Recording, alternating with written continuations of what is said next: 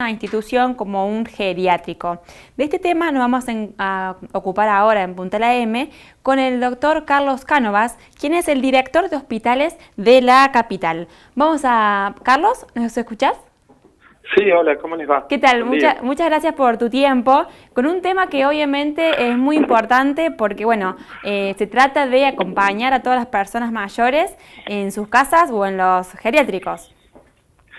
Claro, así es. La idea esta ya la veníamos evaluando desde marzo, cuando el gobernador y el ministro nos plantean la necesidad de cubrir una población muy vulnerable como son los adultos mayores, ya sea en instituciones geriátricas o en su vida diaria, en las casas de familia. Y entonces hemos tenido varias reuniones, varias convocatorias. Una de ellas fue con la Cámara de los Geriátricos para tratar de organizar un protocolo que incluyera a todo este grupo de población de riesgo. Exactamente. ¿Y cuáles son aquellas medidas de cuidado que se tienen que empezar a tener en consideración? Uno de los detalles principales es el distanciamiento social, que eso, si bien lo venimos haciendo en la vida diaria, en esta población es mucho más estricto, y entonces si esto se da en los geriátricos, habitualmente van las visitas, ingresa personal de salud también, que está no solamente en ese geriátrico, sino en otras instituciones, personal de limpieza, o sea, tenemos varias situaciones que pueden vulnerar este tema del distanciamiento social. Lo mismo sucede en las casas particulares. A veces ese contacto que siempre uno tiene con el abuelo, beso, abrazo, estos saludos mucho más intensos, ahora en este momento, en la situación en que estábamos, y le representa un riesgo a los abuelos. Esto también se tiene que tener en cuenta, sobre todo lo que nosotros ponemos dentro de los protocolos, que es el restringir las visitas como una medida muy importante. Si bien la cuestión de salud mental por este distanciamiento es importante, también prevemos que es necesario el fortalecer otras medidas de contacto, como pueden ser las llamadas de teléfono, las videollamadas, Zoom, varios otros tipos de medidas. Y entre las otras cuestiones también están el tema de los equipos de protección personal que debemos tener como responsables de la atención de los viejitos en los geriátricos, y en los domicilios fortalecer el tema del lavado de manos. Si nosotros no podemos tener un distanciamiento social fuerte, el utilizar los barbijos no quirúrgicos, el tema de los utensilios propios. Son medidas generales que en el ámbito de la salud nos van a dar buenos resultados, pero que también en los geriátricos, para que funcionen, nosotros tenemos que entender que son instituciones de salud y por esto destinadas al cuidado de este grupo de personas. Por ejemplo, entre esas medidas también se hablaba de la exclusividad del baño, ya sea en una casa de familia o en un geriátrico. Y preguntaba cómo es posible en los geriátricos poder cumplir esta medida, porque obviamente es mucha población quizás para un baño. No, la exclusividad del baño hay que entenderlo de la siguiente forma. Nosotros tenemos que identificar a un paciente que tenga síntomas compatibles con COVID-19.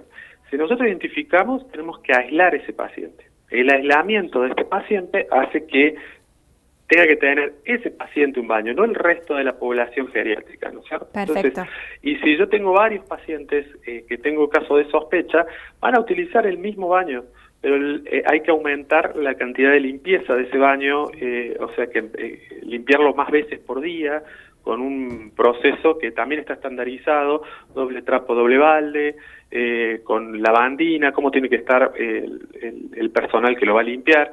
O sea, la exclusividad se da para dividir literalmente la institución en dos partes. Una, donde voy a poner los pacientes que son aislados por sospecho confirmo, o del otro lado, los pacientes que estarían sanos. Perfecto. Y un detalle más, doctor, que usted recién lo mencionaba, pero para que quede claro. A partir, me imagino, del caso también que sucedió en Saldán, ¿están prohibidas las visitas a los geriátricos? Desde antes de lo de Saldán, o sea que esto es para incluirlo a todos, se recomendó la restricción de las visitas, o sea, el hecho de que no se promueva la llegada del familiar a los geriátricos, y sobre todo porque nosotros tenemos que no se hace una declaración jurada, una revisión del familiar que va a ingresar a visitar a su familiar, a su abuelo. Entonces, si eso no se puede dar, y lo cual es muy difícil, lo que se recomienda es que las visitas no se hagan, sino que se utilice otro sistema de comunicación. Perfecto. Y la recomendación, veo, por ejemplo, las personas mayores suelen tomarse la atención a menudo, los niveles, por ejemplo, de glucosa, colesterol, tipo de análisis clínicos. ¿Qué recomendaciones hay para este tipo de controles que son muy frecuentes en esta población? Sí.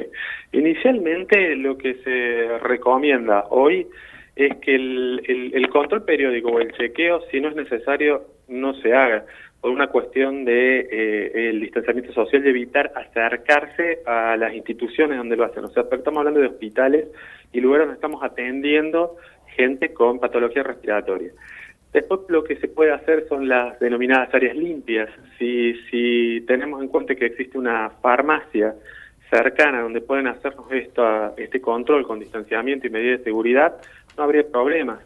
En las instituciones geriátricas eso lo hace personal de enfermería, o sea que existe un personal destinado a esto.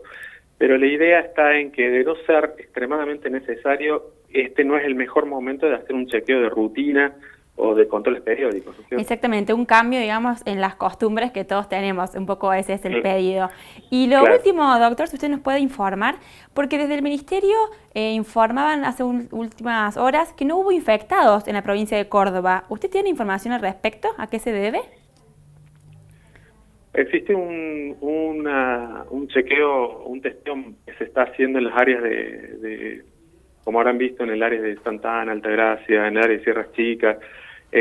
Tenemos de este gran testeo, estamos empezando a analizar todos los datos y han sido los que han salido de ayer a hoy, que son negativos. O sea que todo este número de testeos nos ha demostrado que es negativo, lo que no significa que hoy no tengamos un caso positivo, ¿no es cierto?